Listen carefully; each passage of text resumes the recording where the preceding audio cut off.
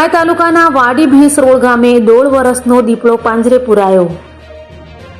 તાપી જિલ્લાના ઉકાઈ તાલુકાના વાડી ભેંસ રોડ ગામના ડુંગરી ફળિયામાં મહેન્દ્રભાઈ રામાભાઈ ગામિતના ઘર બહાર મૂકવામાં આવેલા પાંજરામાં અંદાજે 1.5 વર્ષનો દીપડો પાંજરે પુરાતા ગામમાં ભારે કૌતુક સાથે રાહતનો માહોલ જોવા મળ્યો।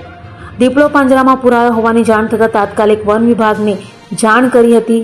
જાણ મળતા જ ગુણસત્તા બીટ વન વિભાગની ટીમ સવારે 6 વાગ્યે સ્થળ પર પહોંચી હતી અને સુરક્ષિત રીતે દીપડાનો કબજો સંભાળ્યો હતો।